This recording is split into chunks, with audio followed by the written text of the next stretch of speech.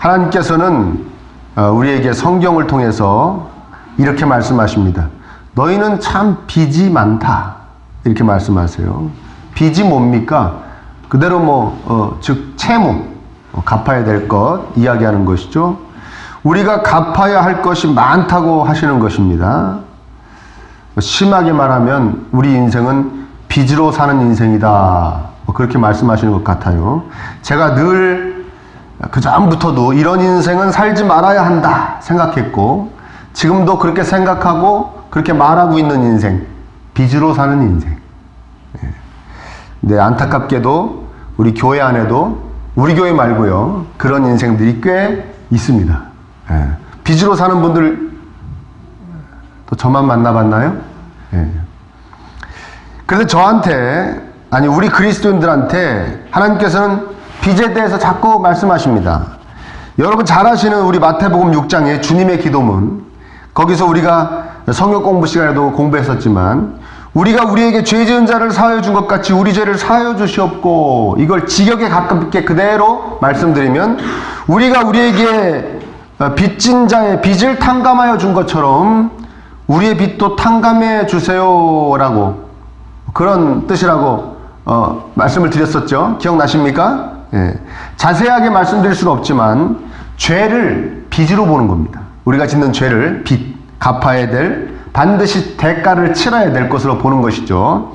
그리고 오늘 본문이 담겨있는 이 로마서에서도 앞서 2번이나 빚에 대해서 말씀하십니다. 1장에 복음의 빚을 지었다. 내가 복음의 빚을 지었다. 그럽니다. 전 세계에 복음의 빚을 지었다. 이렇게 말씀하십니다. 그러니까 빚이, 왜 우리가 복음의 빚을 지었나? 직접 꾼 것을 아직 못 갖고 있는 것도 빚이지만, 누가 이 사람한테 뭐를 전해주라고 나한테 맡겼는데 그것을 전해주지 않고 있는 것도 빚입니다. 그러니까 복음의 빚을 졌다는 건 뭡니까? 하나님께서 세상에 나가서 복음을 전하라고 나한테 복음을 주셨는데 그 빚을 안 전하고 있으니까, 그 복음을 안 전하고 있으니까 빚을 졌다는 거예요. 이해되십니까? 그렇죠. 복음의 빚을 졌다. 8장에는, 로마서 8장에는 조금 더 약간 난해한 빚에 대해서 말씀하십니다. 하나님께, 성령님께 특별히 빚진 자들이다. 우리가 다 빚진 자들이라는 거예요. 다 갚을 수는 없겠지만, 갚을 수 있는, 조금씩 갚아나가는 방법이 뭐냐면, 내 몸의 행실을 죽이고, 내 몸의 욕구를 죽이고, 그리스도와 함께 고난을 당함으로 조금씩이나 갚아갈 수 있는 빚이다 말씀하십니다. 그리고 오늘 살펴본 이 로마서 13장 8절에 드디어 또 빚이 하나 나오는데, 무슨 빚을 이야기합니까? 사랑의 빚을 이야기합니다. 8절에 피차 사랑의 빚 외에는 아무에게든지 아무 빚도 지지 말라. 다른 빚은 절대 지지 말고, 다른 빚이 너한테 있어서는 안 되겠다. 사랑의 빚만 지어라 라고 말씀하시는 거죠. 그렇다면 사랑의 빚이 뭘까요? 사랑의 빚. 한번 여러분 생각을 해보십시오. 사랑해 주어야 하는 빚일까요? 아니면 사랑을 받아야 될 빚일까요? 그러니까 문맥상 보면 사랑을 많이 해줘서 사랑을 받아야 될 빚만, 그것도 빚인가 봐요. 사랑을 받아야 될 빚만 많게 해라, 뭐 그런 말씀인 것 같아요. 근데 어느 쪽으로 생각해도 그냥 축복입니다. 그리고 어느 쪽으로 생각해도 흐뭇한 말씀이 아닐 수가 없습니다. 왜냐하면 피차 그렇게 하라고 그랬으니까. 피차, 서로가 서로에게 내가 사랑해 줄 것이 많다는 것은, 사랑해 줘야 되는 의무가 많다는 것은 그만큼 그동안 뭘 많이 받았다는 거예요. 사랑을 많이 받았다는 것이죠. 다른 사람들에게. 그리고 내가 사랑받아야 될 빚이 많다는 것은 반대로 그만큼 늘 사랑을 많이 줬다는 거 아니겠습니까? 그러니까 이렇게 생각하든 저렇게 생각하든 그저 축복의 말씀입니다. 그러니까 정말 우리 서로가 사랑의 빚만 지을 수 있기를 축복합니다. 그렇죠. 가족 간에도 사랑의 빚만, 학교에 가서도 사랑의 빚만, 직장에 가서도 사랑의 빚만, 이웃과도 사랑의 빚만, 친구들하고도 사랑의 빚만. 얼마나 좋을까요? 여러분, 우리 금요 저녁 예배 시간에도 우리가 잠깐 말씀을 나눴지만, 사람과의 관계가 원활하지 못하면 이 세상의 삶은 그냥 딱 지옥입니다. 지옥. 하나님과의 관계도 원활하지 못하고 사람과의 관계도 원활하지 못한 사람들이 가는 곳이 어디라고 그랬죠? 네, 지옥이라고 했죠. 이 세상에서도 천국 맛도 볼 수 있고 지옥 맛도 볼 수 있습니다. 그런데 이 세상에서 우리 그리스도인들은 하나님과의 관계가 껄끄럽지 못해서 사람과의 관계도 원만하지 못하면 지옥 맛을 보게 됩니다. 반대로 하나님과의 관계도 참 원만하고 사람과의 관계도 원만하면 천국 맛을 보게 됩니다. 이해되십니까? 예. 그런데 서로 사랑하고, 가정에서도, 직장에 가도, 학교에 가도, 이웃하고도, 친구들하고도, 그냥 사랑의 빛만 지고 있다? 얼마나 서로 사랑하고, 사랑할 것밖에 없다? 이게 천국이 아니고 뭐겠습니까? 이해되십니까? 여러분, 우리 이런 복이 넘쳐야 될 줄 믿습니다. 우리들의 인생이 바로 사랑의 빛만 잔뜩 지고 사는 그런 삶이 되었으면 참으로 좋겠습니다. 그러시면서 이런 말씀하시면서 계속해서 8절에 남을 사랑하는 자는 율법을 다 이루었다 이렇게 말씀하셨어요. 이루었다 하는 건 뭐냐면 하나님의 뜻대로 해냈을 때 쓰는 단어입니다. 이거 하나님의 뜻대로 내가 뭔가를 해냈을 때 쓰는 단어. 그러니까 율법을 이루어냈다는 것. 타인을 사랑하는 사람은 율법을 다 지켰다는 것입니다. 설명은 9절에 있습니다. 9절 한번 볼까요, 여러분? 간음하지 말라, 살인하지 말라, 도둑질하지 말라, 탐내지 말라 한 것과 그 외에 다른 계명이 있을지라도 내 이웃을 내 자신과 같이 사랑하라 하신 그 말씀 가운데 다 들었느니라. 지금 여기서 쭉 나열한 이 몇 개의 이 계명들은 10계명 하반부에 있는 그런 계명들입니다. 간음 금지, 살인 금지, 도둑질 금지, 탐심 금지, 이건 다 이웃에 대한 계명이라고 익히 알려져 있는 것입니다. 이것이 다 레위기에 이웃을 내 자신과 같이 사랑하라는 명령 안에 다 포함되어 있다는 거예요. 율법이 여러분 뭡니까? 율법. 창조주이신 하나님께서 피조물인 인간에게 요구하시는 것이 율법입니다. 너희들 나한테 이렇게 해야 된다. 너희들 서로 간엔 이렇게 살아야 된다. 그것이 순종하라고 주신 것이 율법입니다. 이해되십니까? 예. 그러니까 예수님께서 마태복음 22장 37절부터 40절에 이렇게 말씀하세요. 모든 율법을 하나님의 사랑과 이웃 사랑에 다 이 두 계명에 하나님 사랑과 이웃 사랑에 다 포함되어 있다고, 모든 율법이 포함되어 있다고 말씀하십니다. 그러니까 하나님과의 모든 관계, 그것이 무엇이 됐든지 그건 하나님의 사랑 안에, 하나님 사랑하면 다 지켜낼 수 있는 것들이다. 그 다음에 이웃과의 관계의 모든 것들, 사람과의 관계의 모든 것들, 사람을 사랑하면 지켜낼 수 있는 것들이다. 이렇게 말씀해요. 거기에 다 매달려 있다는 것입니다. 물론 율법을 온전히 지킬 수 있는 분은 오직 예수님밖에 없을 줄 믿습니다. 그렇죠. 그렇지만 이건 비유적인 이야기죠. 비유로 하시는 말씀입니다.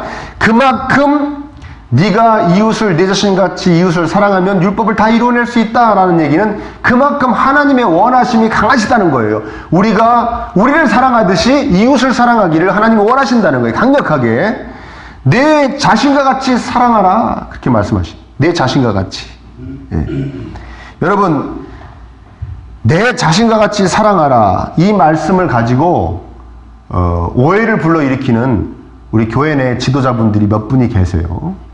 그래서 여러분들은 오해를 하지 마셔야 되기 때문에 제가 이제 간략하게 설명을 드리는데 이렇게 얘기합니다.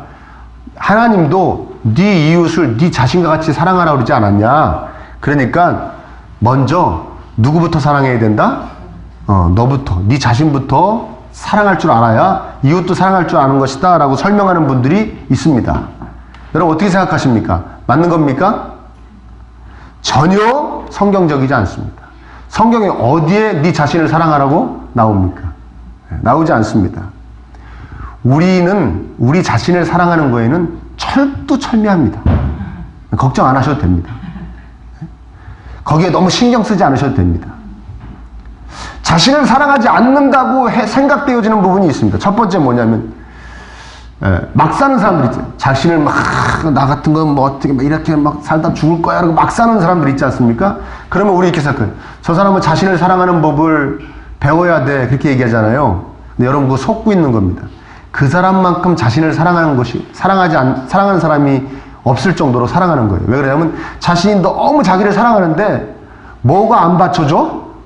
환경이 안 받쳐주는 거예요. 그러니까 지금 화내며 살고 있는 겁니다.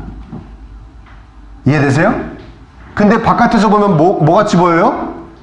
자신을 막 굴리는 것 같이 보이는 거예요. 근데 끔찍이도 자신을 사랑해요. 환경이 안 받쳐주니까 그냥 화내며 살고 있는 겁니다. 대표적인 게 뭐죠? 대표적인 현상이 뭐죠? 자살입니다. 자살. 병적인 요인, 뭐 우울증이나 뭐 여러 가지 병적인 요인을 제외한 자살은 여러분 자기 자신을 너무나도 사랑한 나머지 자살하는 겁니다. 제가 너무 사랑하는데 도대체가 이 세상에 마음에 안 들어. 살고 싶지가 않아. 이 세상에서. 이 세상에서 자기 자신이 사는 것이 너무나 탐탁치가 않아. 진정 겸손한 사람은 자살하지 못합니다. 왜요? 그냥 살려주신 것만 해도 감사하니까요. 이해되십니까? 또 자신을 어떠한 사람에게, 어떤 조직에게, 단체에게, 나라가 됐던, 또 어떤 일에 자신을 기꺼이 내어 던져 바친다? 저 사람은 자신의 자신보다 그 사람을 더 사랑하나 보다. 그 조직을 더 사랑하나 보다. 그 일을 더 사랑하나 보다. 이렇게 생각할 수 있습니다. 그러나 끔찍이도 사랑하는 자신의 생각, 그렇게 해야 된다는 생각을, 가치관을 부여잡은 것이, 떠받드는 것입니다. 그래서 결국에 누굴 굉장히 사랑하는 겁니까? 자기 자신을 사랑하는 겁니다. 무슨 말인지 되십니까? 조금 나쁘게 얘기하면 그렇게 바쳐서 얻게 될 명예로워지는 자신을 그려보는 것이죠. 그러니까 자기 자신을 사랑하는 겁니다. 그러니까 하나님 앞에서 자기를 끔찍이 사랑하는 법을 먼저 배워야 된다? 성경적이지 않습니다. 자기 연민, 자기를 불쌍히 여기고 자기를 안타깝게 여기는 거 하나님 앞에서 올바르지 않습니다. 자기 연민을 가지면 기도도 온전한 기도가 되지 못하고 신세한탄이 될 수가 있습니다. 자기 자신에 대한 끔찍한 사랑이 항상 하나님을 사랑하지 못하게 했고, 아멘입니까? 자기 자신에 대한 끔찍한 사랑이 항상 타인을 사랑하지 못하게 했습니다. 그래서 그렇게 사랑하는 자신도 참다운 행복을 누리지 못하게 됐습니다. 그러니까 여러분, 우리는 어디에 힘써야 되느냐? 하나님께 사랑받고 있음을 자각하는 데 힘써야 될 줄 믿습니다. 아멘? 그것이 진정한 자기 정체성이고 그리스도인들의 자존감입니다. 이해되십니까? 자기 자신을 사랑하는. 그런데 네 이웃을 네 자신과 같이 사랑하라. 무슨 뜻입니까?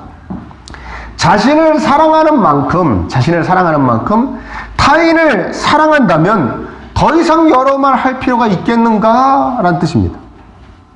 아멘. 자신을 끔찍이도 사랑하니 그 사랑은 자기에게 너그럽고 자기에게 한없이 희생하고 자기 자신에게 헌신하는 그런 마음으로 타인에게 한다면 더 이상 여러 말 할 필요가 있겠는가? 그래서 10절에 사랑은 이웃에게 악을 행하지 아니하나니 그러므로 사랑은 율법의 완성이니라. 사랑은 이웃에게 악을 행하지 않는다. 당연하죠. 9절에 악행들을 하겠습니까? 간음이니 살인이니 도둑질이니 하겠습니까? 사랑하는 사람에게, 그것도 자기 자신과 같이 사랑하는 사람에게 절대 그럴 수가 없죠. 그러므로 사랑이 이웃에게 어떻게 해야 한다는 하나님의 요구인 율법을 완성시켜준다는 거예요. 뭐가요? 사랑이. 이웃에 대한 사랑이. 그런데 문제는 어디서 시작되느냐? 8절에 보면 이렇게 말씀하십니다. 피차 사랑의 빛 외에는 누구에게든지 아무에게든지 아무 빛도 지지 말라. 이 아무에게든지라는 말씀에서 우리는 멈춰설 수밖에 없습니다. 왜냐하면 이 아무에게든지라는 말은 다르게 얘기하면 그 어떠한 사람에게도 라고 이야기할 수 있습니다. 그 어떠한 사람에게도 사랑의 빛 외에는 지지 마라. 사랑을 많이 받아서 사랑을 해줘야 할 빛, 사랑을 많이 해주어서 사랑을 받을 빛, 어떠한 사람에게도 이렇게 살 수 있습니까? 네? 그렇게 살고 계십니까? 이분들이 엄청 교만한 분들이에요. 그렇게 살 수 있습니까? 그 어떤 사람하고도 사랑의 빛 외에는 안 짓고 살 수 있습니까? 여러분, 제가 그 전에 사역했던 교회에 어느 부서에 교육전도사님이 계셨어요. 근데 가정형편이 어려웠어요. 가정형편이 어려워서 등록금이 없는 거예요. 새 학기인데 등록을 해야 되는데. 그래서 제가 이렇게 한번 물어봤어요. 전사님 어떻게 이번엔 등록금이 돼요? 그랬더니 이번에도 어렵대요. 안 된다고. 그렇게 어려웠어요. 근데 다행인 건 뭐냐면 그 전도사님하고 같이 동역하는 그 부서의 리더 되시는 분이 굉장히 넉넉한 분이었어요. 그리고 그때 또 사업이 굉장히 잘 됐어요. 하시는 일이 잘 돼가지고 막 번창했어요. 그래서 저는 아름다운 모습을 이제 기대가 되는 거예요. 이제 이제 성도님이 우리 동역하는, 나하고 제일 가까이서 동역하는 전도사님인데 형편이 어려서 등록도 못 하시니까 내가 등록금을 이렇게 한번 이렇게 장학금 같이 드리겠습니다라는 모습 있잖아요. 생각만 해도 흐뭇하죠. 그 등록금이 한 200만 원 정도 된다 그러더라고요. 근데 제 기대와는 달리 안 됐어요. 안 되고 그 전도사님은 그 학기를 휴학했어요. 학교를 빨리 그분은 학교 다녀야 되는 거거든. 나이가 많이 먹어가지고 학교를 다녔기 때문에 빨리 졸업을 해야 되는데 아무튼 그게 또 휴학을 하게 되고 더 이제 졸업이 미뤄진 것이죠. 여기까지는 괜찮았어요. 여러 가지 사정이 있으신가 보다. 그럴 수도 있지. 내 돈도 아닌데, 그렇죠? 제가 어떻게 이래라 저래라 할 수도 있는 것도 아니고.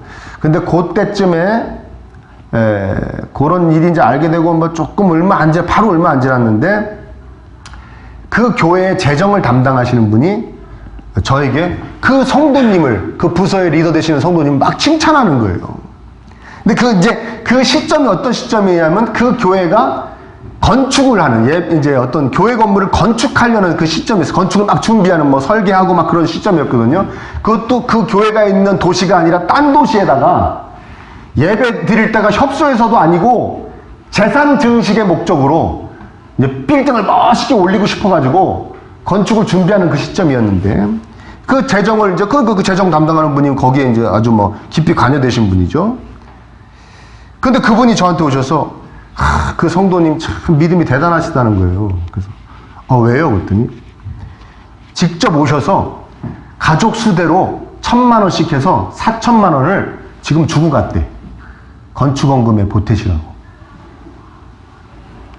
저는요 정말 그때 충격받았습니다. 아마 제가 사역자 생활을 하면서 충격받은 일이 많이 있지만 이게 아마 3위 안에 꼽히는 충격이었어요. 전 진짜 깜짝 놀랐습니다. 늘 함께 기도하고 함께 회의하고 대화하고 밥 먹으러 다니고 함께 동역하던 자기 부서의 전도사님한테는 200만 원을 못 쓰면서 교회 건축원금에 4,000만 원을 낸다? 저는 이게 이해가 안 되는 거예요. 아무리 이해를 하고 싶어도 이해가 안 되는 거예요. 뭘까요? 이유가. 하나님 사랑해서? 교회의 머리 대신 하나님 사랑해서 4,000만 원을 냈을까요? 응? 여러분, 교회는 건물이 아니라 교회는 구원받은 성도들의 모임입니다. 아멘? 그러니까 교회를 사랑한다는 말은 구체적으로 뭐냐면 그 구원받은 성도들의 모임은 그 교회의 구성원들인 성도들을 사랑한다는 얘기랑 똑같은 얘기예요. 이해되십니까? 교회의 머리 대신 하나님이 그 4,000만 원을 받으시고 기뻐하셨을까요? 아마 제가 하나님이 이렇게 했을 거예요. 야, 3,800만 원만 내고 딱 1,000만 원씩 딱딱 안 맞춰도 되니까 3,800만 원만 내고 200만 원은 그 전도사님 좀 도와주지 그랬니? 저는 100% 이렇게 생각하셨을 것 같아요. 100%. 교만한가요? 100%라고 얘기하는 게? 제가 왜 이 말씀을 뜬금없이 드리냐면요. 우리가 이렇다는 거예요. 정작 사랑해야 될 사람들을 많이 못 사랑하고 살아가는 인생들이라는 거예요. 정말 하나님은 저기 아니야, 여기야, 여기. 너는 여기를 사랑해야 돼 라고 막 그러시는데 우리는 그걸 많이 놓치고 살아간다는 것이죠. 가족을, 나하고 한 집에서 한 상에서 먹는 가족을 사랑하지 못할 수도 있고요. 형제 자매를 사랑하지 못할 수 있고요. 내 친구를 사랑하지 못할 수 있고요. 이웃을 사랑하지 못할 수 있습니다. 그리고 구원받은 성도들의 모임인 이 교회의 성도들을 서로 사랑하지 못할 수 있다는 것입니다. 그리고 엉뚱한 곳에서 막 사랑을 느끼는 거예요. 막 그리고 간증하는 거예요. 거기 갔더니 사랑받아. 제가 그전에도 언제 한번 말씀드렸죠. 그냥 부모님이 마음에 안 들어가지고 막 그 부모님하고 매일 갈등을 일으키는 어느 자매가 막 아프리카 같은데 이런 동남아시아 가서 그냥 그 살 색깔도 다른 아이를 품에 안으면 막 사랑이 막 쏟아진대요. 막. 그랬죠. 네 부모한테나 쏟아내라 그랬지 제가. 하나님이 뭘 더 좋아하시겠냐?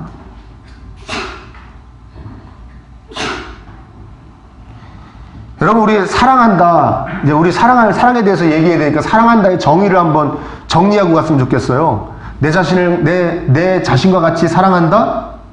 엄청 부담되죠? 예? 엄청 부담되죠? 부담돼야 안 돼요. 예. 여러분, 자식은 자신과 같이 사랑합니까? 예, 이거 대답 잘 하셔야 돼요. 예? 이것도 깊이 파고들면 또 골치 아파져요. 자식도 누구 자식이니까 사랑한다고 그랬죠? 내 자식이니까 사랑하는 거예요. 자, 그냥 그렇게까지 깊이 안 들어가고요. 우리 사랑의 정의를 이렇게 정도만 정하고 얘기를 나눌게요. 그냥 저 사람이 잘 되기를 늘 바라고, 진심으로.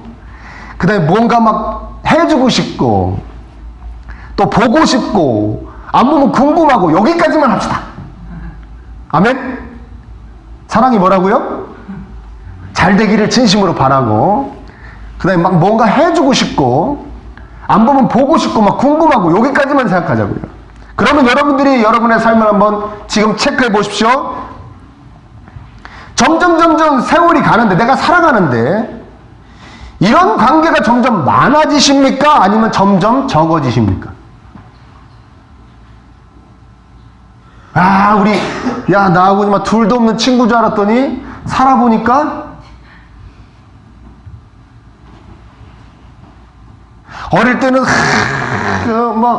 어릴 때는 누나, 동생, 막 이렇게 하면서 막 죽을 것 같이 막 그러다가 서로 없으면 죽을 것 같이 하다가 살아보니까 이제 각자 다 시집장 가가지고 살아보니까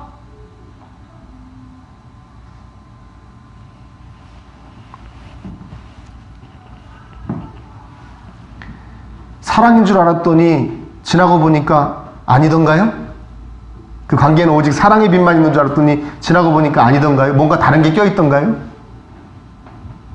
응?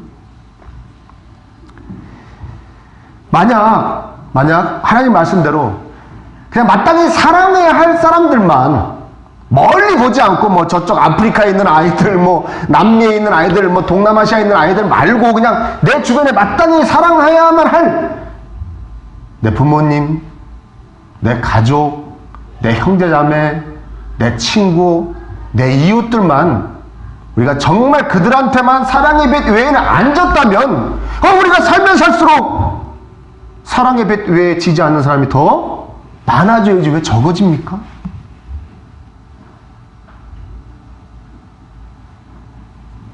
아멘입니까? 무슨 말이 이해되십니까? 잘못된 거 아닙니까? 우리가 잘못 살고 있는 거 아닙니까? 다른 건 고사하고요. 사랑까지 고사하고요. 나 외 타인에게 정말 마음이 순수합니까? 진실합니까? 그거 한번 생각해 보자고요. 여러분, 우리 서로 순수합니까? 안 순수할 것도 없네요. 진실합니까? 그러면 여러분 교회 바깥에 나가서 여러분들 대하는 사람들한테 정말 순수하십니까? 진실하십니까? 아니면 여러 가지로 이 사람한테 내가 여러 가지 복잡 미묘한 과거에 있었던 일이나 지금의 감정이나 혼란스러운데 그 감정들은 다 숨기고 그냥 만들어낸 지금의 표정과 모습으로 상대하고 있지는 않는지 우리 한번 생각해 보자는 겁니다. 그러면서 내 한편에서 끊임없이 외치는 그 가르침, 원래 사람하고 관계는 이런 식으로 하는 거야. 좋은 게 좋은 거야. 그 세상적 가르침, 그것이 끊임없이 내 안에서 외치고 나는 그 외침을 붙잡고 그냥 대하면서 그렇게 물 흘러가듯이 막 살아가고 있지는 않는지 우리 이렇게 살아도 되겠습니까? 설마 꿈꾸지도 않는 거 아닙니까, 우리? 그 세상의 가르침을 붙잡고, 야, 정말 순수하고 진실하게 모든 사람을 대하면서 살아갈 수도 있는데, 하나님 그렇게 살 수 있다고 그러는데, 그건 아예 꿈도 꾸지 않고, 그냥 세상적인 가르침에 그냥 푹 취해가지고, 그냥 대충 살아가는 거 아니냐는 거예요, 제 얘기는. 그것이 여러분들에게 행복을 줍니까? 그렇게 대충, 점점 사랑인 줄 알았는데, 다른 것이 많이 껴있는 관계로 사랑의 관계가 무너지고, 그러니까 진심으로 아끼고 진심으로 사랑하고 정말 순수하고 정말 진실되게 대하는 관계는 점점 없어지면서 가식적으로 대하는 관계들만 점점 많아지면서 우리가 행복할 수 있냐는 거예요. 여러분, 하나님이 우리에게 요구하시는 것은 사실 누구 잘 되라고 하는 것이다? 사실 우리에게 잘 되라고, 우리 잘 되라고 그러는 것이죠. 왜 사랑의 빛 외에는 다른 빛은 지지 말라고 그러냐? 미움의 빛, 원망의 빛, 분노의 빛, 억울함의 빛, 서운함의 빛, 이거 왜? 멸시의 빛, 이거 왜 지지 말라고 그러냐? 다 우리 위해서 그러는 거예요. 여러분, 우리 의학자분들이 말씀하시잖아요. 우리가 어떤 중한 병이 걸리면 반드시 그 병이 걸리기 얼마 전에, 그 기간이 다 다르지만 얼마 전쯤에 극심한 스트레스를 받은 그런 경험이 있다는 거예요. 그 극심한 스트레스가 그 병을 가져온다는 거예요. 근데 그 극심한 스트레스 중에 최고로 많은 비중을 차지하는 것이 뭐냐면 사람에 대한 미움. 사람에 대한 미움. 억울함. 막 분노. 그거로 미워지는. 그게 내 안에 이 심적으로 육체적으로 스트레스가 돼서 나중에 나한테 그 병을 줘. 마음이 병들고 몸이 병듭니다. 사랑의 빛 외에 그 어떠한 빛도 지게 되면 마음이 병들고 몸이 병듭니다.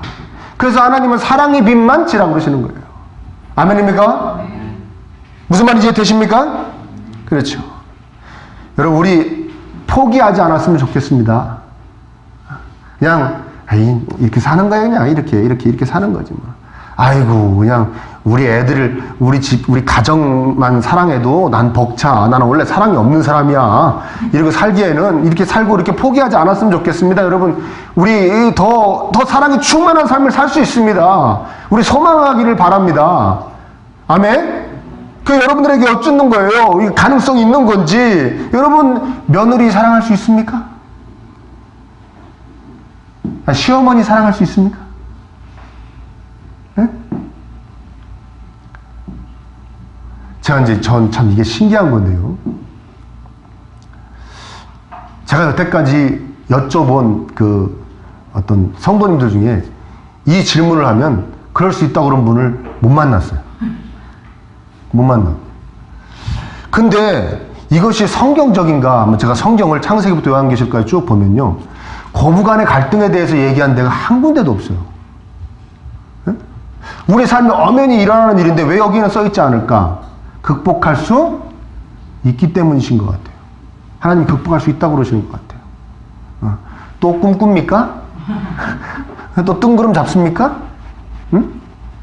물론 어떤 분들이에요. 마태복음 같은데 복음서 보라고 예수님 이렇게 말씀하셨다고. 내가 이 땅에 온 것은 며느리가 시어머니가 며느리를 대적하게 하려 함이라. 그건 비유 말씀입니다. 비유입니다. 그거는 비유입니다. 그것이 며느리와 그 시어머니의 고부간의 갈등을 이야기하는 것이 아니라는 거예요.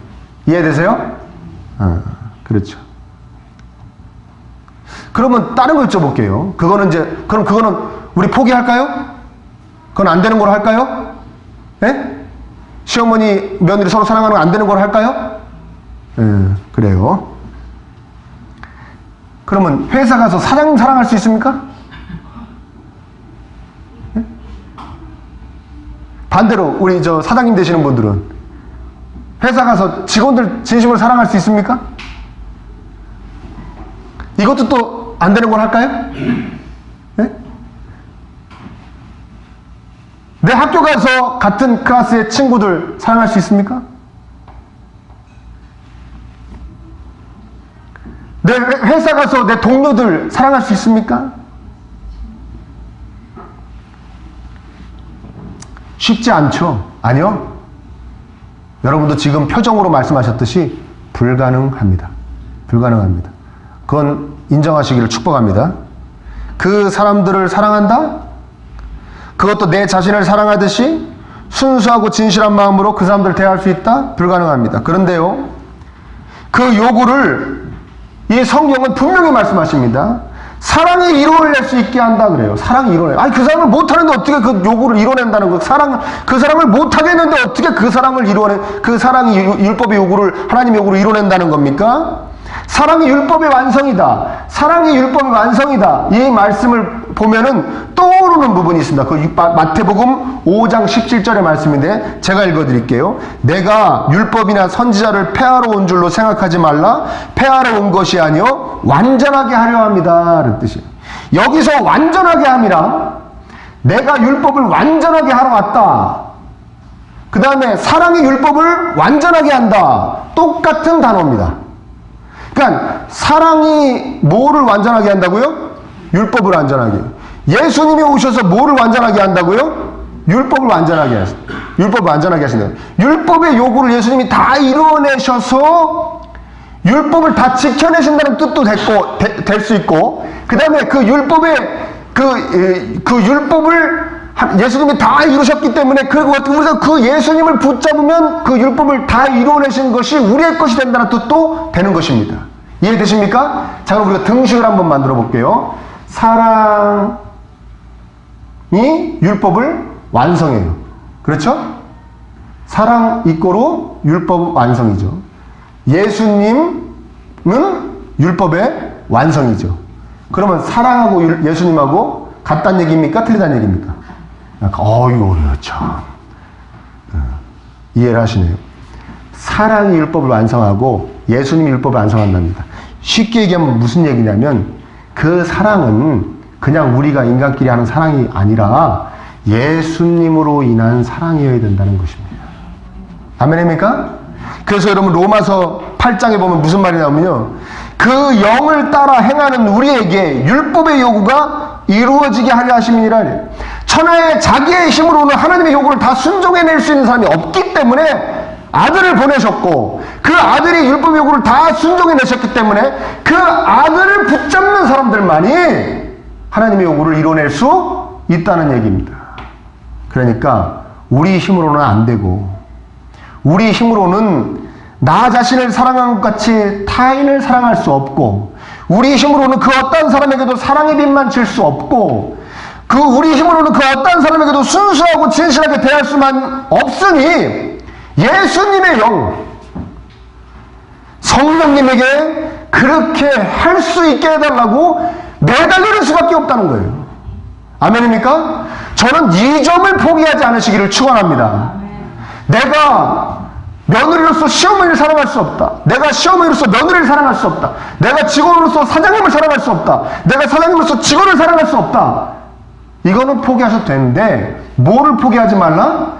그렇게 할 수 있게 해달라고 성령님에게 매달리는 작업만큼은 포기하지 않는 저와 여러분 되시기를 축원합니다. 왜요? 그렇게 해야 참된 행복을 누리며 살 수 있게. 그것마저 포기해버리면, 하나님, 저 정말 될 수 있으면 모든 사람에게 순수하고 진실한 사람 되고 싶습니다. 하나님, 저 가까운 사람부터 저하고 관계하는 모든 사람에게 사랑의 빛 외에는 지지 않고 사는 사람이 되고 싶습니다. 이 매달림마저도 우리가 포기한다면 우리 삶은 너무나 불신자와 다를 겸 비참한 그런 삶이 되기 때문에, 여러분, 하나님께 매달리는 작업만큼은 꼭 붙잡으시기를 축복합니다. 아멘. 하나님, 저 그렇게 좀 살 수 없을까요? 눈에 보기에는 안 되는 것 같지만 성경은 그렇게 할 수 있다고 하니, 성령님께 매달리면, 예수의 영 붙잡으면 그렇게 할 수 있다고 하시니, 저 그렇게 좀 살 수 없을까요? 이렇게 간절히 기도하고 간절히 매달리는 이 자리만큼은 여러분 절대 포기하지 않는 여러분 되시기를 축복합니다. 저는 예수님께서 우리 그렇게 살라고 우리를 위하여 피 흘리신 줄 믿습니다. 그렇죠? 불신자와 비스무리하게 살지 말라고, 야, 이렇게 어떻게 사랑하고 사니? 야, 이 관계가 어떻게 서로 사랑하니? 이렇게 살지 말고 그걸 뛰어넘는, 그 사랑할 수 있는 그런 존재가 되라고 예수님이 이 땅에 오신 줄 믿습니다. 여러분, 우리의 삶이 회복되길 바랍니다. 정말 사랑이 충만해지시길 바랍니다. 정말 사람을 순수하게 대하고 진실되게 대할 수 있는 여러분 되시길 바랍니다. 사랑의 빛 외에는 모든 빛은 다 청산되고 그 누구에게도 여러분 사랑의 빛만 넘쳐나실 수 있기를 간절히 축복합니다.